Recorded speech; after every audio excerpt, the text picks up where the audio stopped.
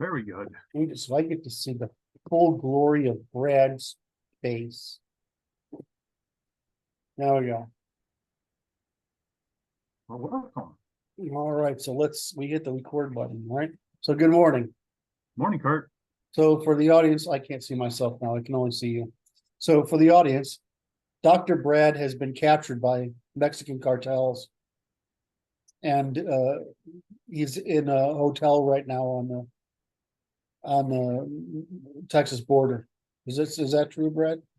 Close enough. The cartels recognize the value of your work and encourage me to contribute. Brad's on having a vacation day with the family, and so he's from an unusual location. I'm in a motel establishment that was established in 1949 in Springerville, Arizona.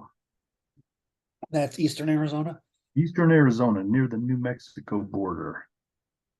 And what's there to look at and see and visit? A beautiful mountain. What culture is there to experience? It's cowboy culture. It's rough. So we went to this little place in New Mexico yesterday, and it's like the town at its heyday had 300 people in it. Oh my God, that's awesome.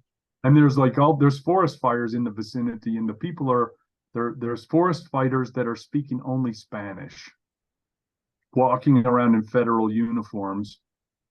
And we're trying to find a place to get some dinner.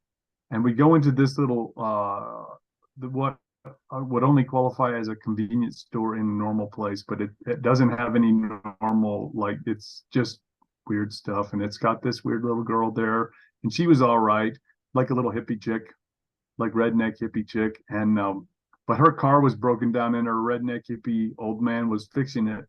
And it was kind of one of these deals. I get out of the car and I'm crossing the street, and I waved at him because he looked up at me from the engine when he was working on it. And he didn't make a move. He just kept on looking at me like, oh, this isn't good. This isn't good at all. So it's okay.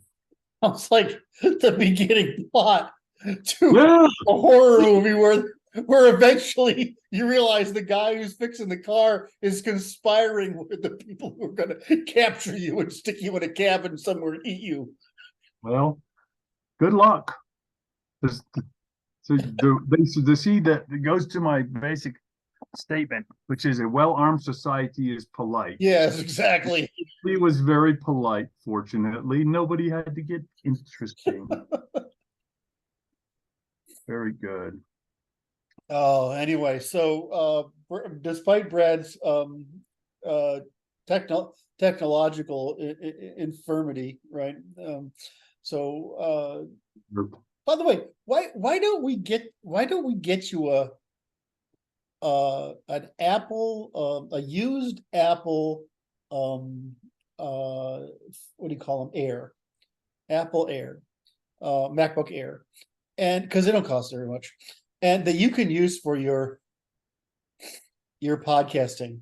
And this is like asking Brad to switch from automatic to manual transmission. You don't understand.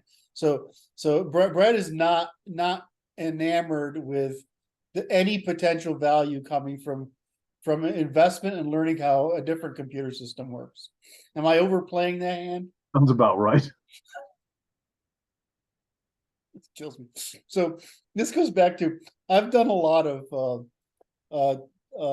software design and architecture for consulting for the medical industry, medical research, and for the legal industry, of course, which is where I got my start. And what I find really fascinating is that I like to tease Brad about this, but he's not uncommon. Right. Right. Right. The war, the amount of problems I had getting lawyers to get off yellow pads. Yeah. Use the computer was profound. This is the 80s, but I was like, it was like, dude, you don't understand how useful the information you keep in your notes is, and how retrievable and indexable was. And this is back, right. 100 megabyte hard drive was a thing, right? I mean, that was Right, but anyway, so Brad's not particularly useful, special, at least at least in our generation. But are the younger people are the young people as technology avoid in a lot of younger No, huh? I don't think so.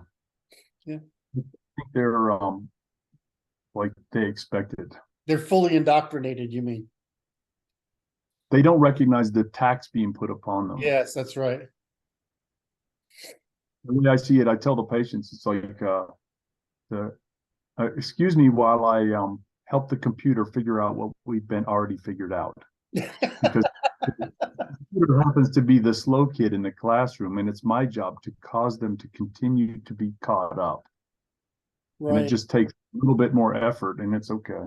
It's okay. We're not far from where you'll sit there and consult with your patient, and the software will summarize That's right. your discussion, and you'll say, yeah, well, let's get you a prescription for blah, blah, blah, or set an appointment for this, and it'll hear it and do it. So your fingers will no longer be preoccupied. That's what I see happening. And so I think that's the advent, these read AI that's keeping notes on this particular meeting is just very impressive that it can do what it can do. right. So on a similar note, the team we're sort of we're trying to organize the process of producing the glossary with all the definitions in it. And so yesterday, just to see, oh, can I help these guys? I'm thinking, can I help these guys? Because if you look at Martin and is it Daniel or David? I say Daniel, Martin and Daniel. I mean, I know who I'm talking about, but I can't remember what his public name is. Martin and Daniel are always they write very good definitions. The difference is Martin writes them from first principles, which is actually, it's like one of those things. How do you write the definition until you know the material thoroughly enough to write the definition? Right. Right. It's quite difficult. So, so what I tried to do yesterday, because I can teach GPT at some level, it already knows how to write like me. It knows how to write in E prime, and I taught it to write in operational language. So I say, write it in E prime, write it in operational language, and then write it in the style of philosophers or social scientists, Curt Doolittle. It seems to need that prompt, philosopher and social scientist, to be able to pull me up. And then it adds my style, which is these contextual and enumerative and contextual references. But it can't do it because you'd have to teach it like Martin can do, which is to be able to think in which first principles are causing this behavior. In other words, which first principles are being expressed in this behavior. And so it's not able to do it yet. But what it made me understand is I could teach it to do that, right? I mean, so I looked into what that would take. And of course, you need these processors. In other words, if you want to train an AI, you have to have these heavy duty processors, and they're hella expensive. Okay. And so you can do it with some of the heavy duty graphics cards, but even those are hella expensive. And I'm like, the Institute can't quite do that. So I looked at this and I'm like, well, but I absolutely can do it, right? I mean, the same thing with your medical questions, right? I mean, it's absolutely doable. It turns out you can rent this stuff online, or you can rent a computer online, right? But when you do that, it's hella expensive too, because that's the kind of processor it needs. Even though it can engage in all this memory swapping, so you're not, the cost is lowered. So it's possible to train it to do it. And I was thinking that in the process of teaching the AI, what you find out is that you're doing the same thing you would teach a person. Yes. right? Does that make sense? So Yes. there's some something to be learned by that process. Anyway, so but what I was thrilled about is that the guys are doing a pretty good job of working on definitions. I can still see it's gonna, they're gonna have to do 10 of them, and once they get through 10, I can go through and say, okay, let's take it all the way. But that's huge, right? I mean, it's the blank slate problem, That's right? right. Coming up with the first draft is actually the hard part. Right. Anyway. All right. Martin said something that was, I don't think what that would be. He says, well, it's really a theory of everything. And I'm like, I call it the unification of the sciences. Yeah. Right. But he says, well, it's a theory of everything. He's probably right. The thing is that a theory of everything already has a meaning, which is in physics, it means, why are we unable to solve the gravity problem? Why can't we unite general relativity with what am I saying? Quantum mechanics. Sorry, I have too many things, too many context switches in my head. General relativity with quantum mechanics. Well, I mean, the reason is you can't explain gravity, and that's because Einstein's description of gravity is wrong, right? We know that, but it's also because the stuff at the very small level doesn't. You can't measure gravity at the level of mass of particles. It's too small. I mean, it's small in general. Right. So in any event, and then of course Einstein made his time and space are one thing. What a fucking bunch of numbskull shit that was, talking about mathematics as if talking about the math as if it's physical, whereas like what that really means is we don't fucking know. Right, what he says, right? Time and space. Well, time is a measurement, space is a measurement. So therefore, those are measurements of something. What is it that's bending, or what is it causing the bend? I've gone through the different theories, but anyway, so that's what the problem is on that's what the theory of everything seeks to explain. But that doesn't actually be a theory of everything. Right. That just means the solution to a problem in physics. What Martin was making the point is that that what we've done is we've made we have made the theory of everything, which is unification of the sciences. No, I'm saying this because I'm trying to test it on you, and you're usually pretty good at saying, okay, that doesn't work for this reason, or this does. So I'm just running it by you to see what you think. It looks like the issue is the generation of the universally commensurable language that goes between all fields. Yes. Of potential human experience. Yes. So it's not a theory. Oh, it's a capacity to express anything and everything, which is a different function than a theory. Yeah, it's the description, right? It allows you to measure and generate. It's the logic of everything, not the theory of everything. There you go. Thank you. Because a theory has two components. Okay. It has the measurement, which is unfortunately called a prediction. Right. And the second part is the narrative. So the narrative is a search algorithm that narrows the scope, and the measurement is the description of the either the discrete, or what's the opposite of discrete? Why is this is the second time in 5 minutes I haven't found my nouns. Discrete versus continuous. Yeah. Right. So you'll find a discrete, which is an operational, or a continuous, which is a mathematical description of phenomenon. So I would love this argument because what's the difference between discrete and continuous? Well, it depends on whether you're at first principles or not. But so many first principles are still continuous because you're talking about a change in state. So, right? This makes sense? Yes. Yes. All right. So I feel like I'm boring you, or either I'm making you think, or I'm boring you. I don't know which. This is me thinking. See? Yes. Okay. I don't. Sometimes there's smoke coming out of yours. I didn't see it. That's overdrive. That's overloaded.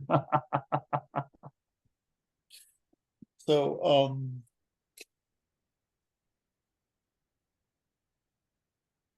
so it's this whole thing of discrete continuous.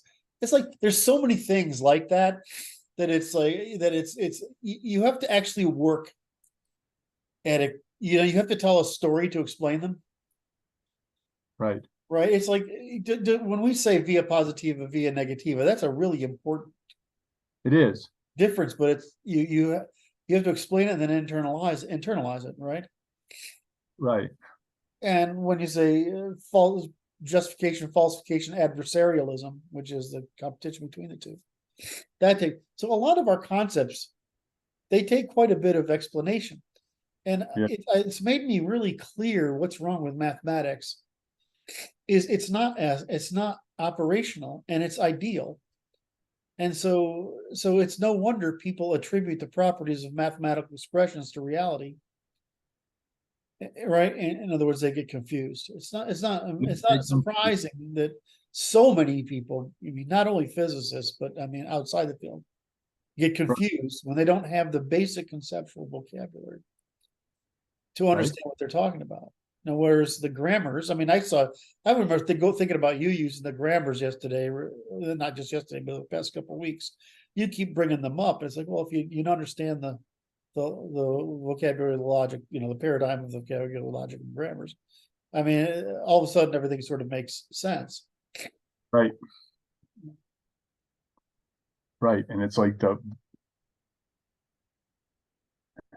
issue is that you have to have that tool set in order to properly describe anything. Yes. And you need a lot of knowledge of everything in order to be able to understand that you can possibly describe it. It's fucking exasperating. We have the chicken and the egg problem all the time. Yep.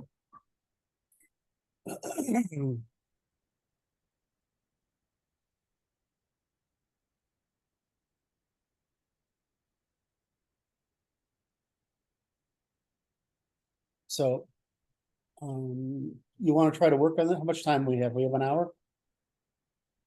Easily. Okay.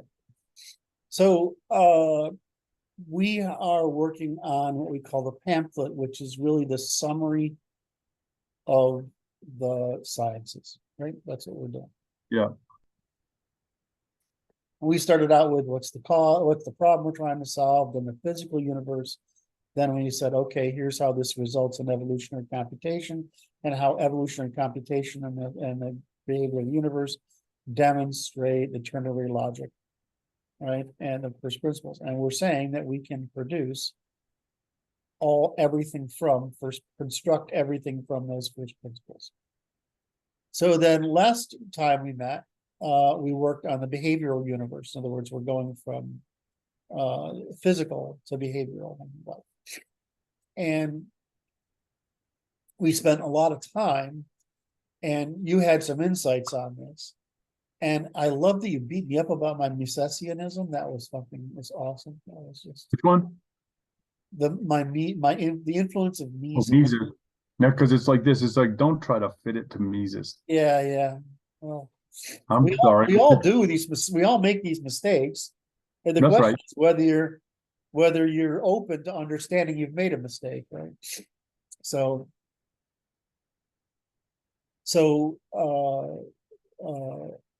we were working on this issue of how do we get from the physical world to man acquires, and how do we talk about it? And we had two interesting. In retrospect, I wonder if I was just not all there or something, because during both this discussion and the one I had on authority with the guys, we ran into the same problem, which is that these very low level clauses need to be pretty unambiguous. Yes. And pretty much constructed from first principles to make it to make the foundation solid enough. And being that I worked at this from about the theory of action, in other words, and despite the fact that people who follow me a long time, I mean for many years, would understand that I'm always ridiculing Mises and Rothbards and man acts, which tells us precisely nothing. Right? It tells you absolutely nothing. It's one of those beautiful things. It's like A equals A. This is true, but it doesn't tell you anything. It doesn't reveal much. It's an assertion with bias that relies on suggestion by saying something obvious that sounds like it's profound, when it's actually just distracting. Right. So,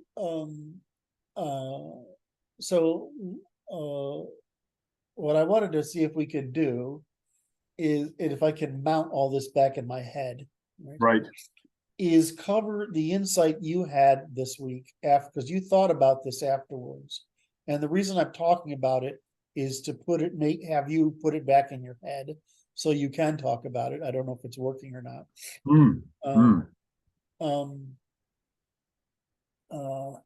So that we can talk about, we can actually construct what I would call acquisition from first principles. And I think that's what you were trying to get me to. That's it. To get away from action and start with movement, go from time, movement, and opportunity, to produce increases in acquisition. So then you said, well, what is acquisition? Is it one of those terms we have to deal with for the second time, which is, are we anthropomorphizing a term? Right? In other words, we have to sometimes we want to create a term that provides the maximum scope, even if it has an anthropomorphic bias to the term. That's because we want to say man is the measure of everything. But that doesn't mean the universe has any intent. It just means that, or it can seek to acquire, right? It simply accumulates, right? So that's what we got to last time. Right. It accumulates. I think there's a mistake here. I would revisit it like this: is from the physical universe. So we're building from those principles that the evolutionary computation is the individual identity gains or loses or stays the same. But the universe is generative of forms that gain and then have emergent functions that come out of that gain. And the gain is the accumulation of matter energy in time, over time. Okay, I think you've got it there. Yeah, I missed a save there. Give me 1 second.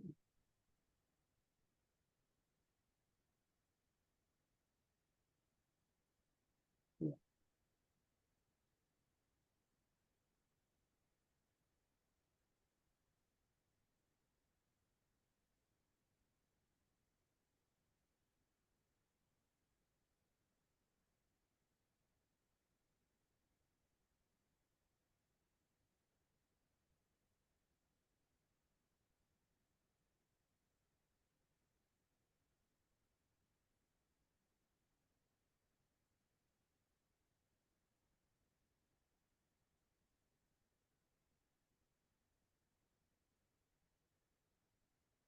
Okay, so,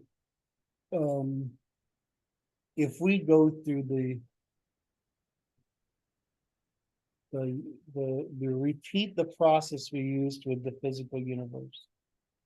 Right. Did we handle life? We handle life here. Did we handle life? Right here, right?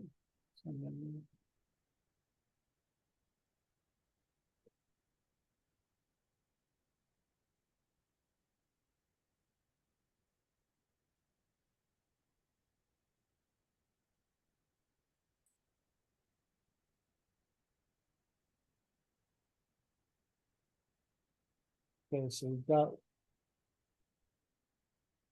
organic, asexual, sexual. That would be human. Okay, that's generalization. So what we want to do is repeat that process in more detail. Because we're trying to say, how do we connect computation with acquisition? That's right. You have to unite. I'll make some notes here. We have to unite.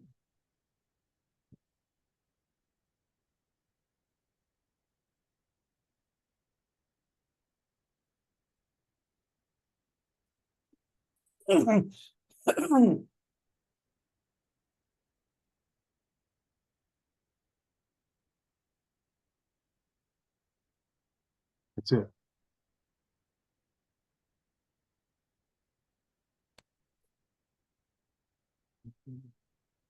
Polarity. Ternary law, evolution, computation. Movement.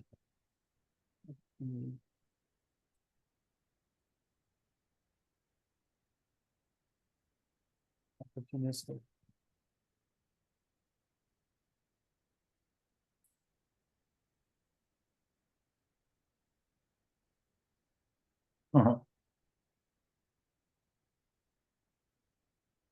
Sensory movement.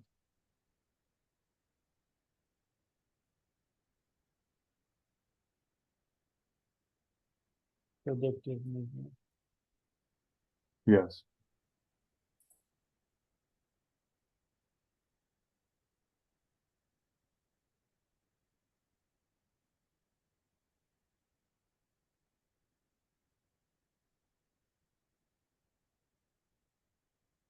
So the ternary logic that I presented to you was less than, equal to, and greater than. Right. And so it's like, that's the ternary logic.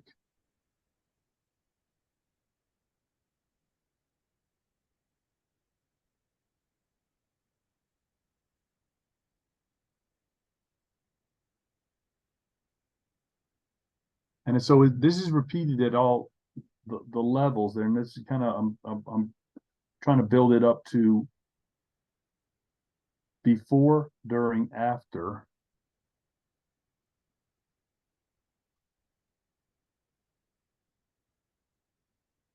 Yeah. Into the behavioral.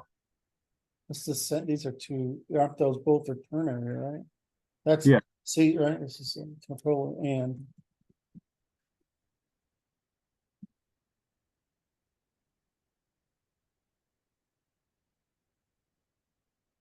Because Which goes to the principle. this sequence is different from change. Right, because you can have change and you can have sequence. The sequence is always the same, Right. but it can go in either direction. It can go to less, it can go to equal, or it can do more. Sequence. Now, I said before we were talking, and I mentioned something you thought was good, which was the evolutionary computation is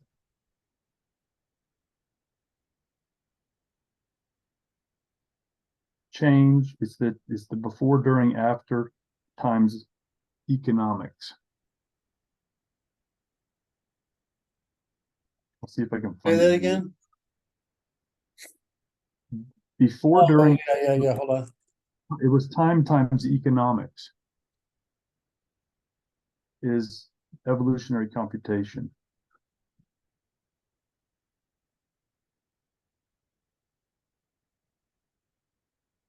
Equals evolutionary computation. Because what we're talking about in human or animal behavior is economics, right?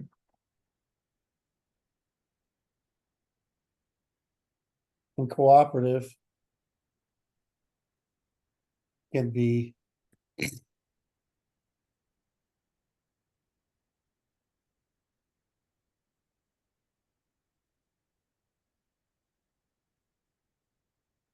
mhm.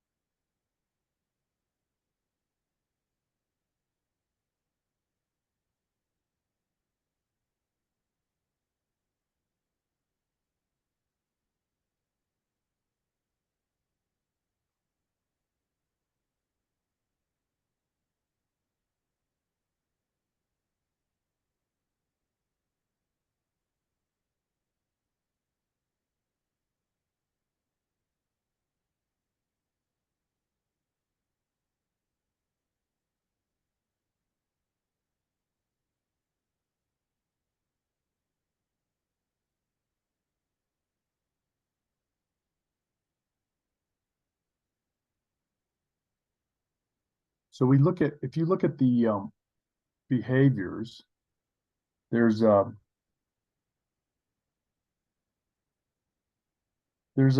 pre-conscious state of life, and then the nervous system generates a form of consciousness, and then a nervous system generates a form of predictive capacity. I want to capture that. Sorry, No, that was right. I'd rather capture it. So you said it was you have pre-conscious life, then sentient, like sensible, sentience, the right word. and then you have predictive or Yeah, it's predictive. generate simulations, right? Mhm. Right. And then you have recursive. Right.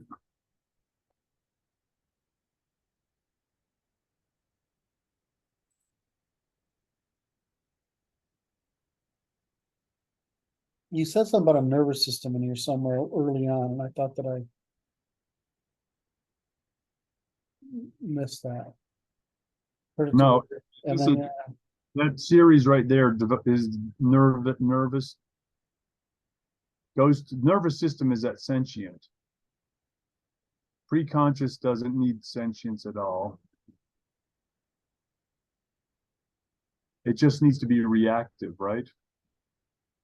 yeah, this is chemical reaction. And this is physical. This is um,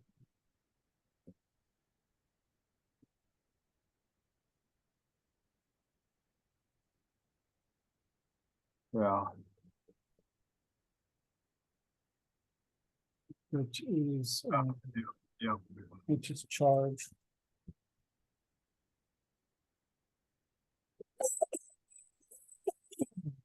There you go.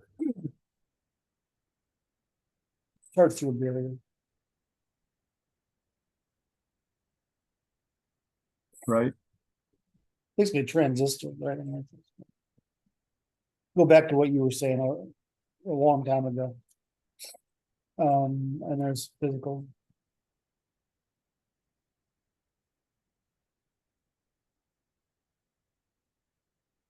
And choose. Electromagnetic.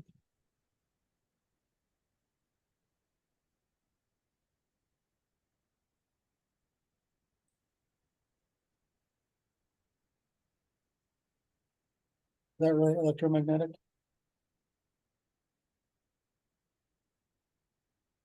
I think that's charge. Yeah, it's charge. That's defining the charge.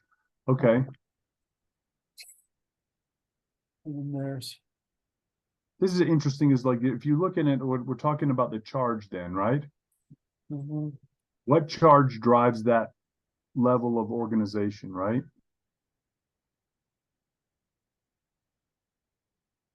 Because you've now broken it down into the difference, the polarity Mm-hmm.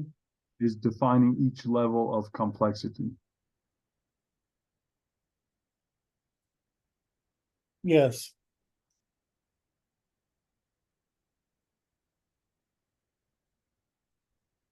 Because that defines the polarity at work at this level.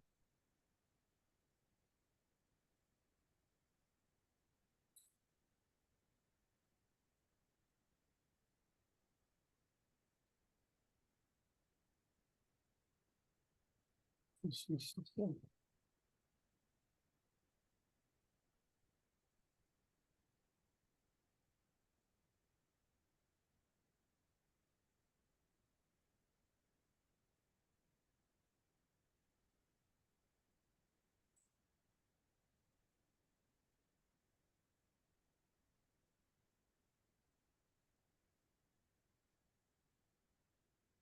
a dissipation. It's the same as consumption.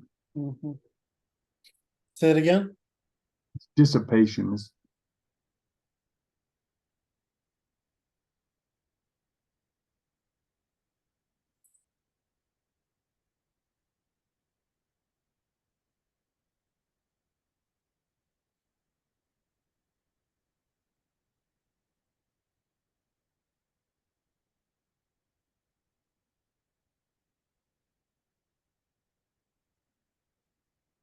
So we could do it this way.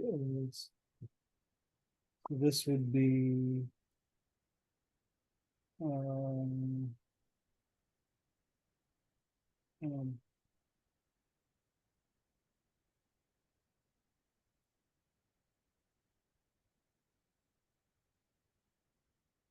generalization would be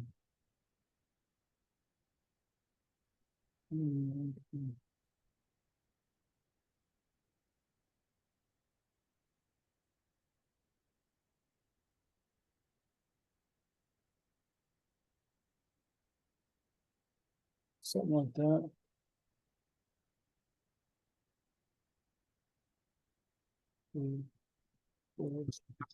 It's a capitalization function, right? Yeah. Thank you.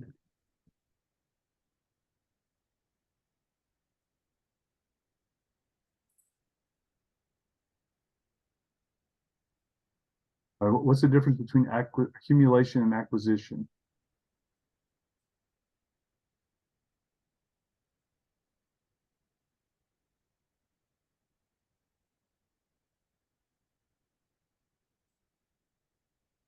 Accumulation, physical, What's that? physical behavior. Okay. It's basically movement.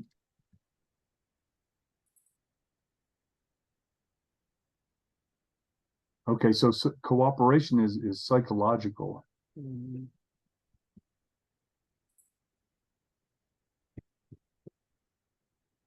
Psychological?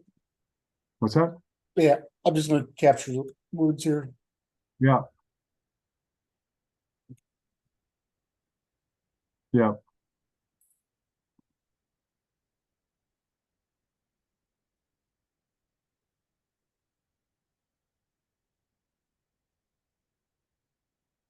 I think that's right.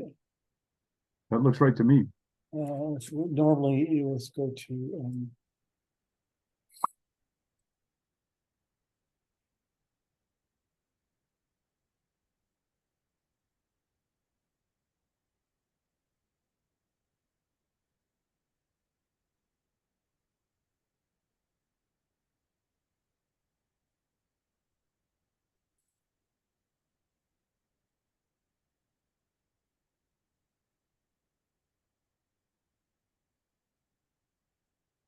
Yeah.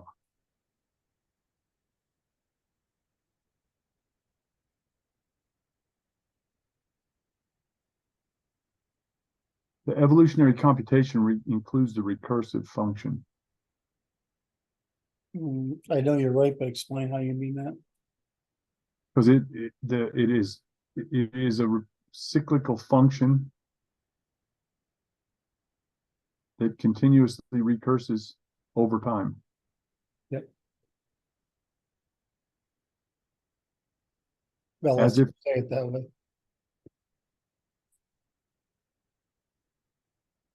yes.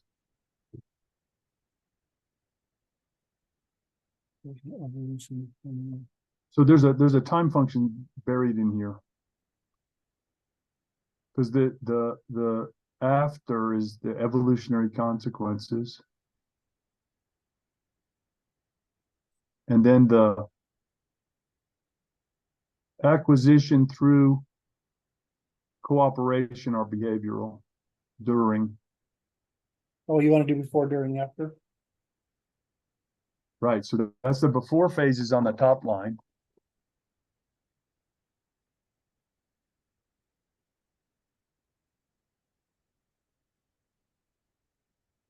And then the during phase is on the second line.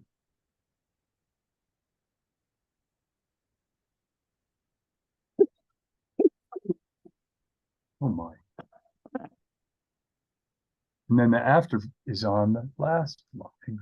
Well, is competition during? During. Yeah.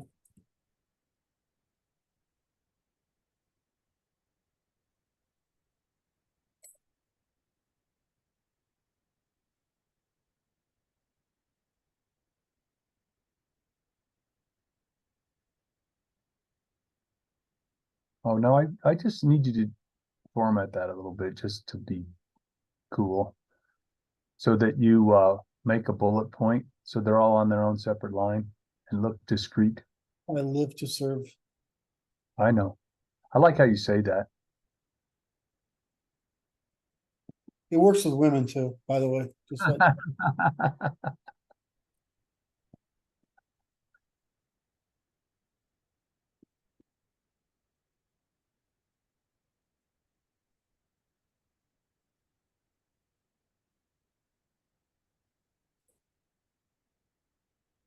Which is that's a beautiful picture that little paragraph draws, because it allows you to understand capitalization and its function through time. Because there's different forms of capital, right? correct. Wait, which we will call capitalization is demonstrated interest, yeah? Capital is a demonstrated interest. Right. All demonstrated interests are capital. Right.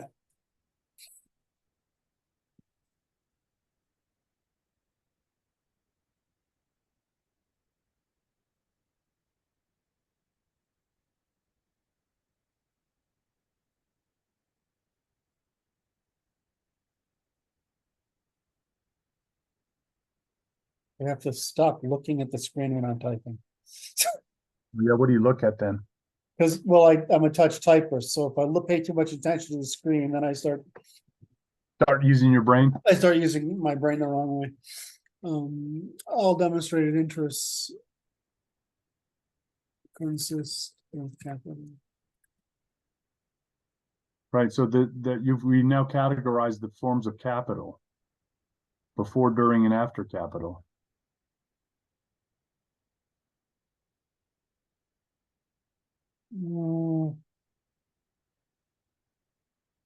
That might be true. I got to think of it. I know. So it's the capital of the physical world. Capital of what? The identified. If we look at the discrete identity, any discrete identity, it has behavioral demonstrated interests based on the Well, you're trying Polarization. to generalize demonstrated interest. I'm accidentally doing it. It's not on purpose.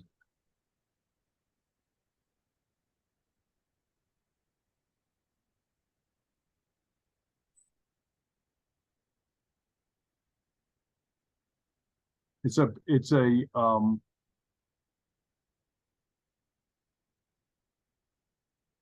what's the right? Anthropocentric. Well, I'm thinking of it as like a property, as a property of an identity. Oh, that was smart too. Say it again. Demonstrated interest is a property of an identity at all levels of complexity. All right.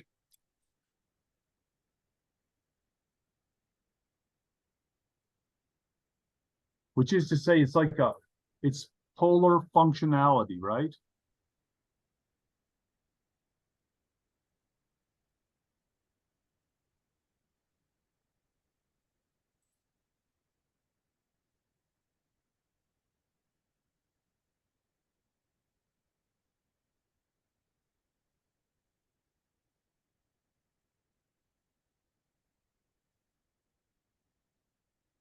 Because if we let's go back to a polarization.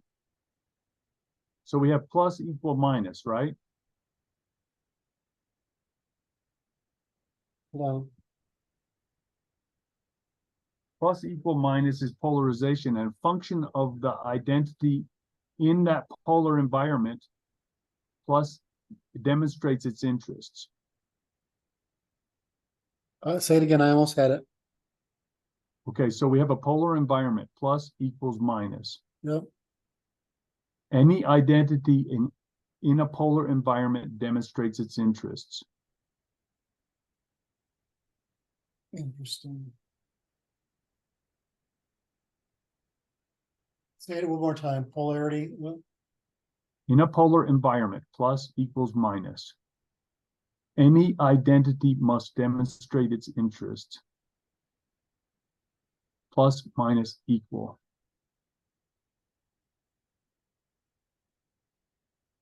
I think that's right. I'm just testing it. I understand. Under the same generalization.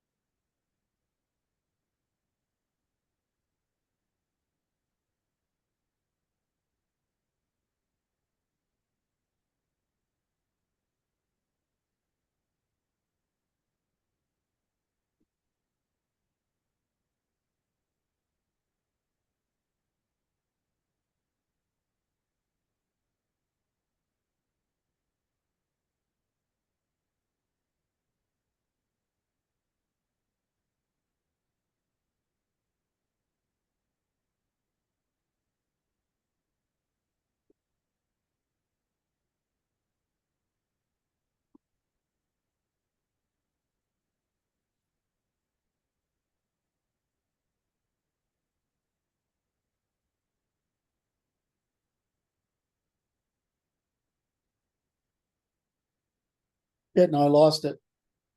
Okay. What was the Under point you just made? any identity in a polar environment demonstrates its interests in that polar environment, or as a property, as its property. I know what you're trying to say. I want to say it better.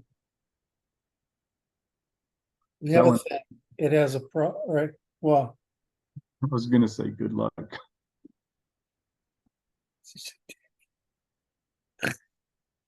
I told you that I love you're a dick, but Throw you off the rails too bad, though. I did it with some hesitation. As a matter of courtesy, Curt. Right. So, okay. it's like New England trash talk is a demonstration of courtesy, which is quite counterintuitive, I assume. it's just a measure of love.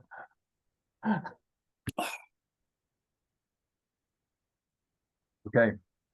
The identity demonstrates its interests as its property.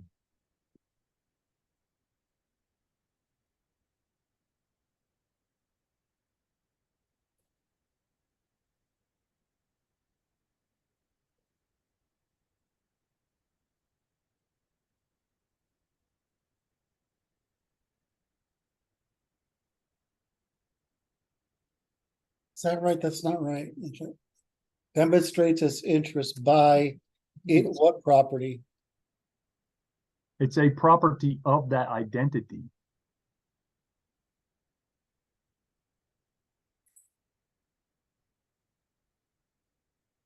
There are three things: the object, the demonstrated interest, and the property. And what's the relationship between them? Because I keep trying to form a sense by it. Identity is before. The demonstration of interest is during, and the property is after. Because it's a property of that identity, as demonstrated during. Yeah, but what's a demonstrated? That chart we have polarity charge. Let's talk about say an ion, okay? Mm-hmm. And it sucks up an electron. Yeah.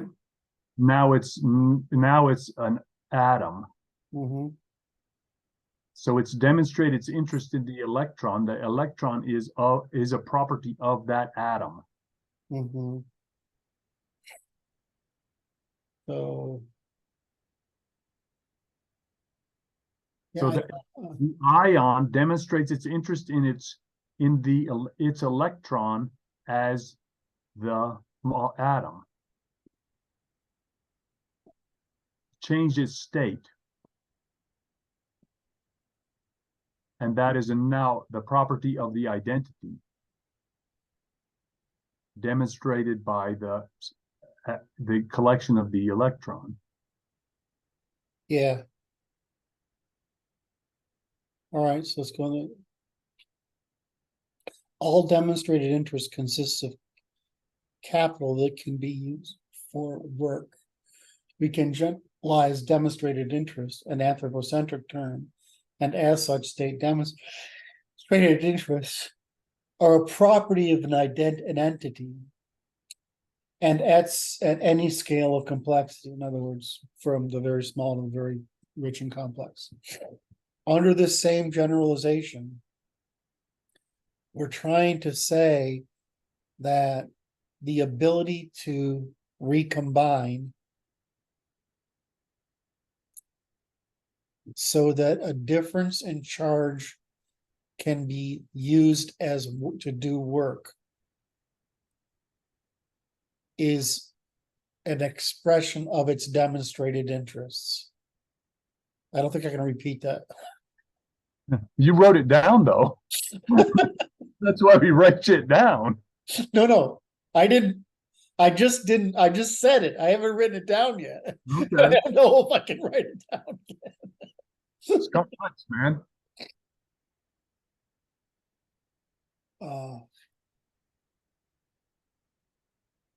All demonstrated consists of a capital to be used for work.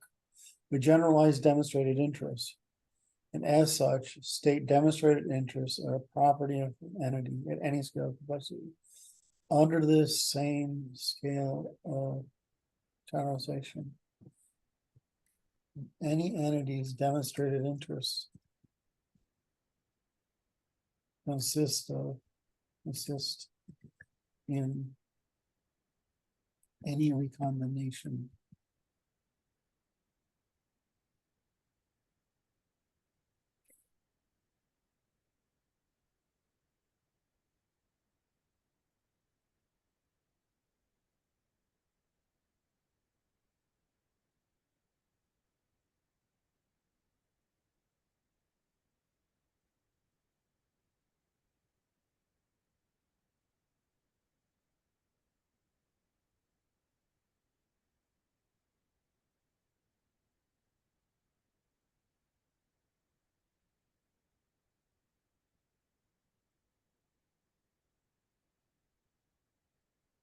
which is an interestingly via positiva statement you just made. Yeah, I can't figure out if you're teasing me or not, because it could be taken either way. I'm not teasing you. This is it's a via positiva definitional function. Because you can demonstrate your interest in losing because you simply can't do the positive in that polar environment. It's a demonstration of failure when you lose. Yes. And your interest is insufficient to make up the difference, right? It's a polar function.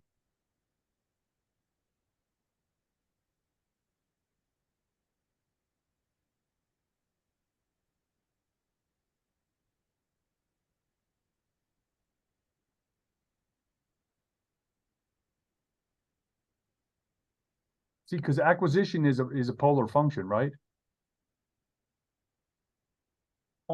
Acquisition will always be a polarity, though it can go both directions, yes. You Right. can acquire a negative charge or positive charge. So it is, so because what we're talking about is the operation of all entities in polar environments. And so that's why I'm objecting to this statement, because it's positivistic.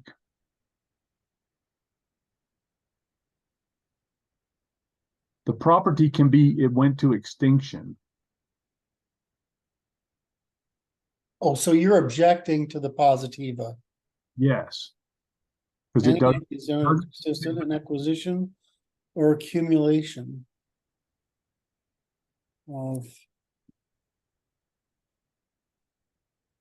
Because we could say its property is extinct. Yeah, but that's, I disagree. Do work is neutral.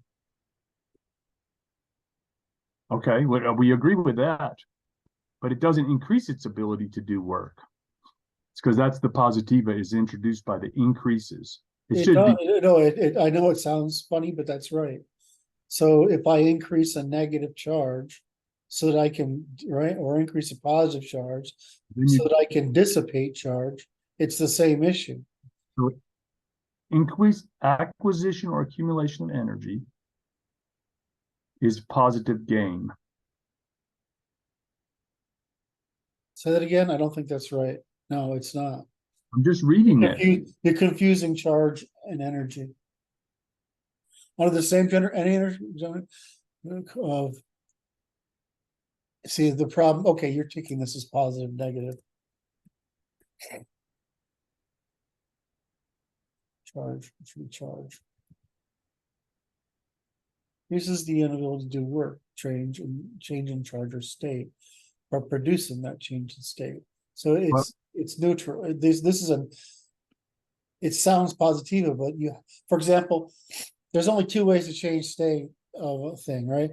You have entropy, and over time, because any object is in a universe that's getting theoretically cooler, right, or under less pressure, the tendency of everything is to eventually decay.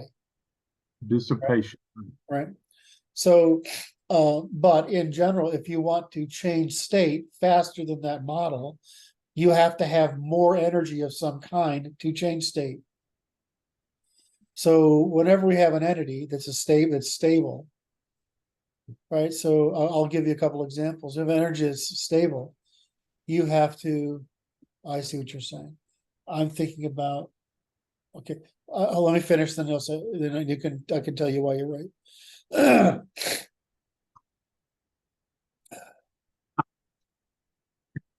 I'm waiting for you, brother. I love you, man. So I'm thinking about molecules, right? About waves, protoparticles, particles, atoms, molecules, right? Elements, molecules. And so what happens is, let's say I want to decrease my charge of some sort. I still need something to interfere with me in order to decrease. In other words, a stable relationship needs something to change. Okay, so let's just look at a radioactive element. Right, I know, that's the counter react, you went there. But a radioactive element decays faster, Right, it's a rate issue then only. right? And so, well, the way I was trying to get to is that is that it something has to occur to change state. What you're saying correctly is that entropy is pervasive. Right. It's only the rate of entropy that changes. Yes. So that's the only thing that my only objection there is doesn't include the negativa.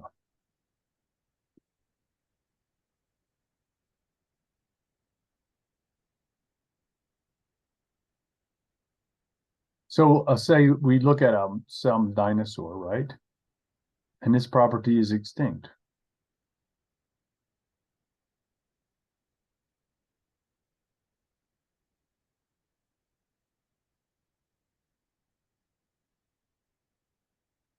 Demonstrated interest, meaning persistence. Demonstrated interest means of persistence consists in any acquisition of the amount of energy charge that increase the energy of the work by producing. That makes sense. Because you introduced the persistence element in there, and it's like that changed the game. Can I say you were right again, and it fucking annoys me? You don't care. That's probably. I just want to reiterate for the audience that you don't care. Oh my, Curt. That was a little painful, regardless of the veracity of the statement. That's what I live for, kids. That's what I live for. I'm gonna drink. Well, I mean, I get it from all sides, right? I know you're asking for it though. I'm asking for it, but that group of work right there, those couple paragraphs or that paragraph, is strong work. I agree. Because that's going to act as a proper springboard to work from for all of the behaviors. Well, that's what we were trying to do, I thought. Yes. How do we construct it from first principles? That's right. So now we've got a vocabulary of first principles to work with.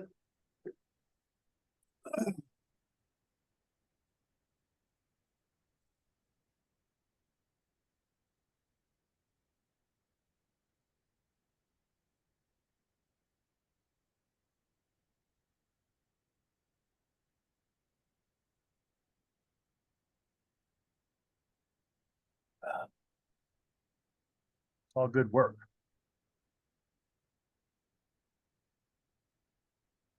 We've got 20 minutes before I'm off to the races. Let's see if we can figure out what we've done here then. We are trying to do this. I think we did that pretty good. I think we did it right here.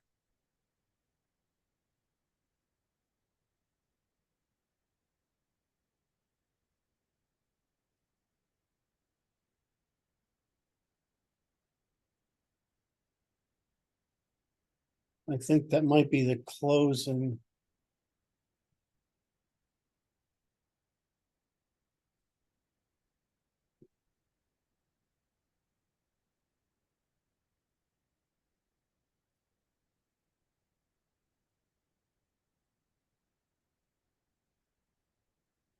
These are examples.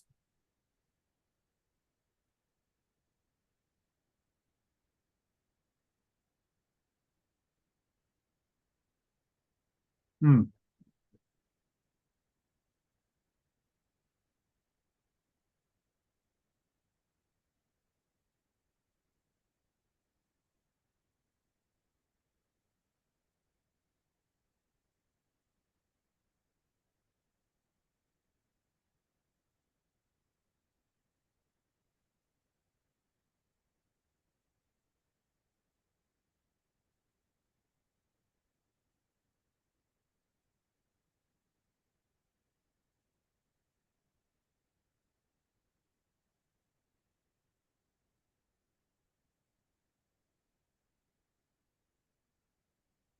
Hmm.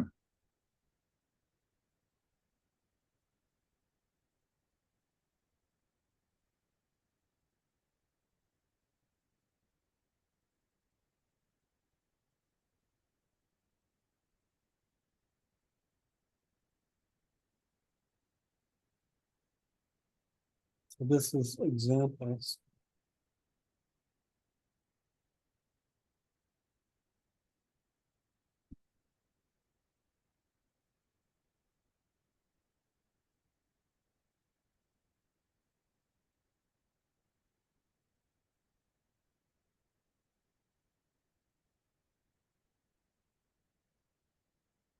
Oh, this is low.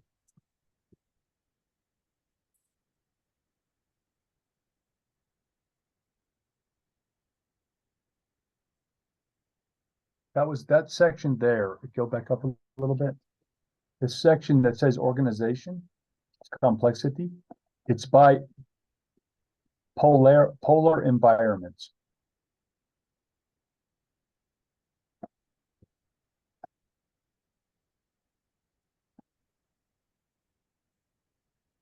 Each level of complexity will have a different polarity involved. What's polarity other than spin? Oh, What's spinning? It's spinning different things at different levels. right.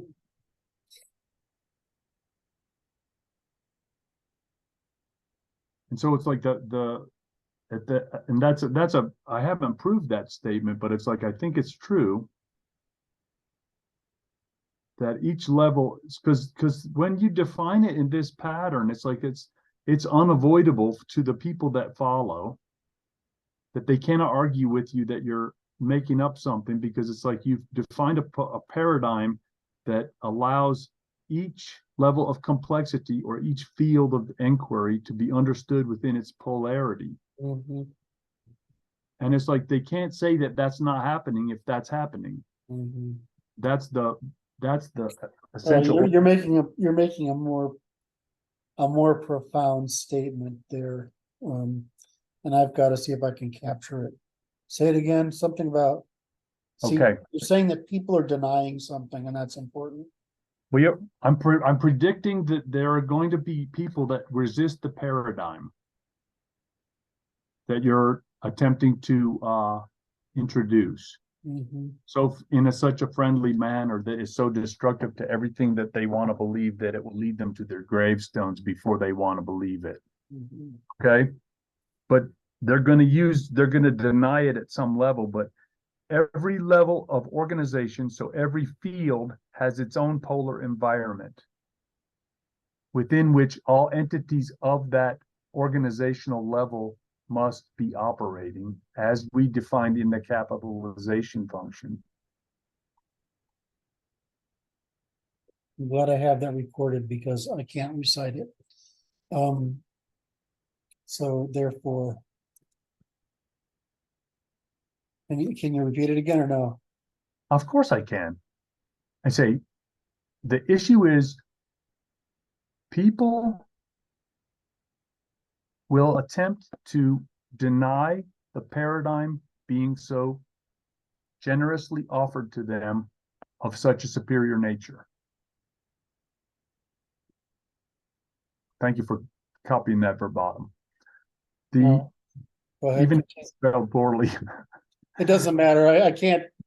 It's okay. It's okay. So every level of complexity of the organization of all matter operates within a specific field of polarities, which define the fields of study of those entities as understood within the function of capitalization we described today.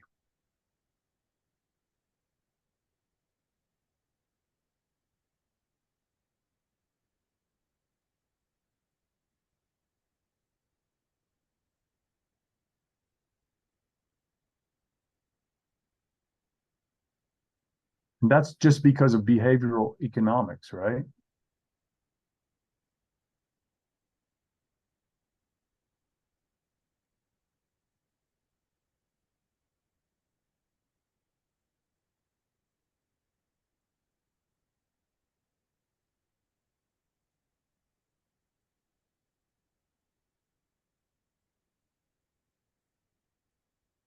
But the problem with writing it down is it gives me the illusion that I understood what you just said. So I gotta go make sure. Really? That's funny too. Hold on. No, I mean, I didn't listen to you. Okay, there's says should say polarities and not oparities. Operates within a specific field of polarities.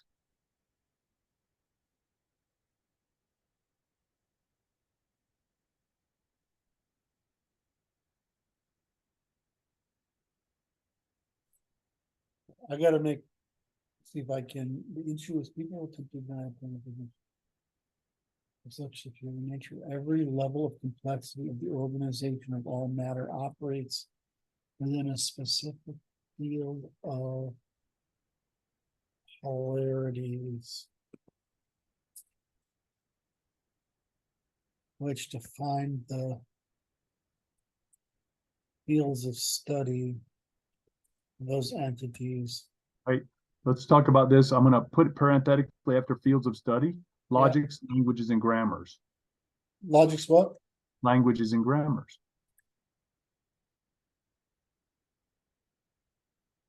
Yeah. That makes a hell of a lot more sense. What do you mean specific field of polarities? Okay. I can only do it by I think I can only do it by analog. Okay. Yeah, just give me something. So it'll be at the atomic level. It's electrical activity as an example. You mean, right? Electrons, right? Is that what you mean? Yes. There's a the fields of study, say the academic field of study, limits its functionality to a certain field of entities, a certain group of entities that operate within that polarity. So biochemistry does not include chemistry so much. Mm-hmm. And it does not include neurochemistry or neurology. Oh, okay. So now I was trying to think about this sideways. So you're giving an example of academics work within But there's potential of possible combinations, which define academic fields as those entities as understood within their function that was described, which means, yeah. So okay. So the idea in my mind is to create the ladder of polarities, defining those complexities at all the levels, so that that's the proper ternary logical understanding of all the levels of complexity. Okay.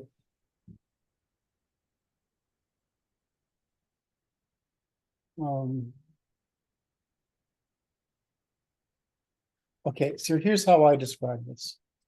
Okay.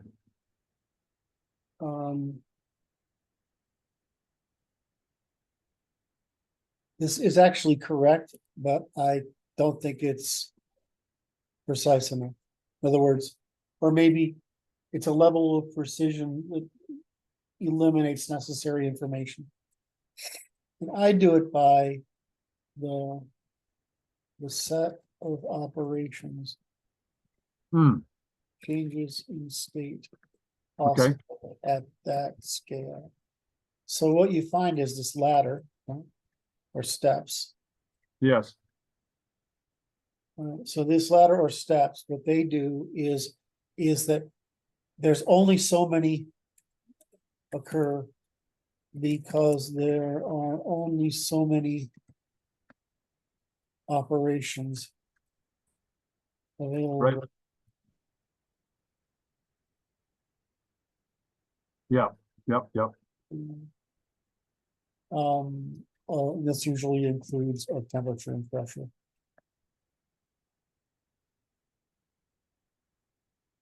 Yeah, Meaning.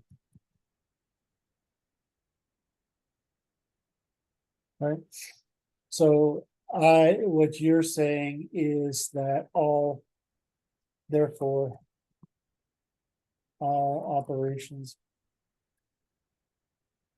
available are determined by the capitalization possible potential. by Yep. charge differences, by the organization of differences in charge.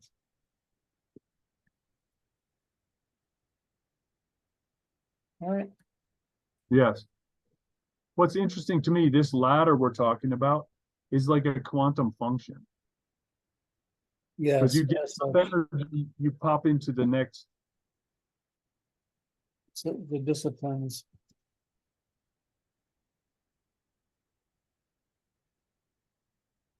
Mere repeat of the quantum.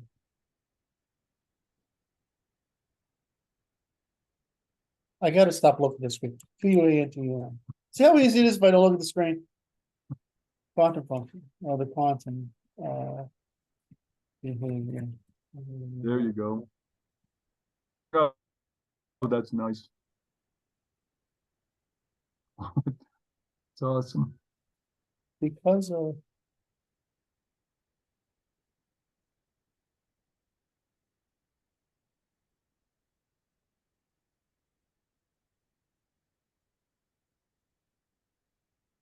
Yeah.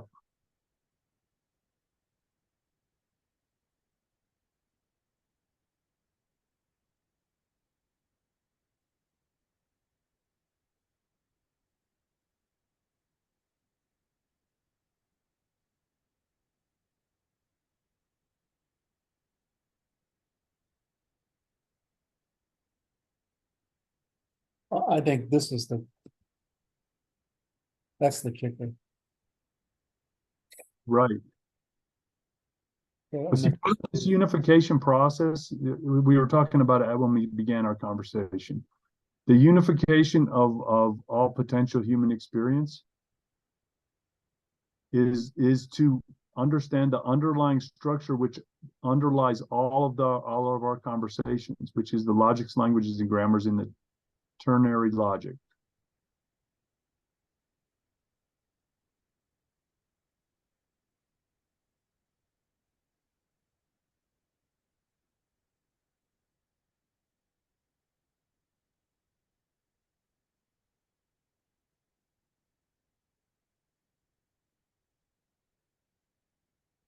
Hmm.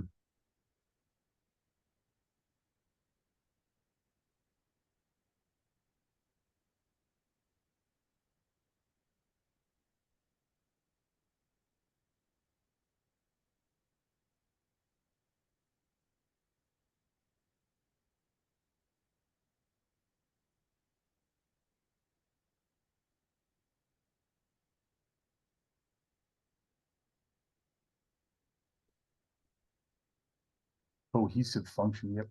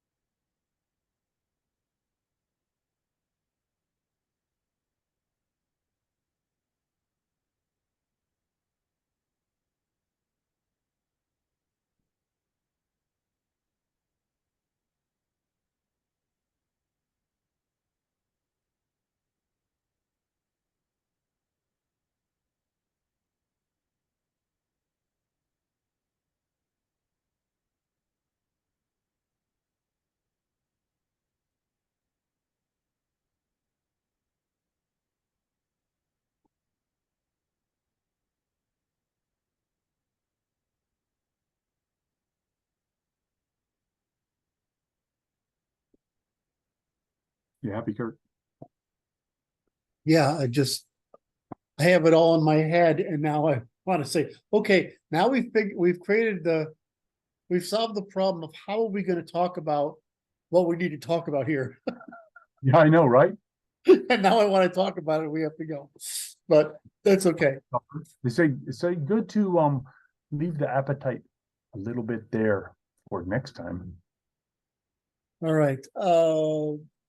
I hope everyone enjoyed this. Brad, can you do your thing? Watch this. See that empty button? Fulfill its destiny. Allow it to manifest in your life. Hit like, hit subscribe, and don't forget the notification bell. You. Anyway, that's it, Curt. Oh, the comments, please. The comments. Remember to tell Brad how charming and handsome and debonair he is. That's what I live for, kids. Hey, Curt, it's always a pleasure enjoying your company, sir. Out of a normal place, out of the wrong coffee cups, with all strange environments. It's all very good.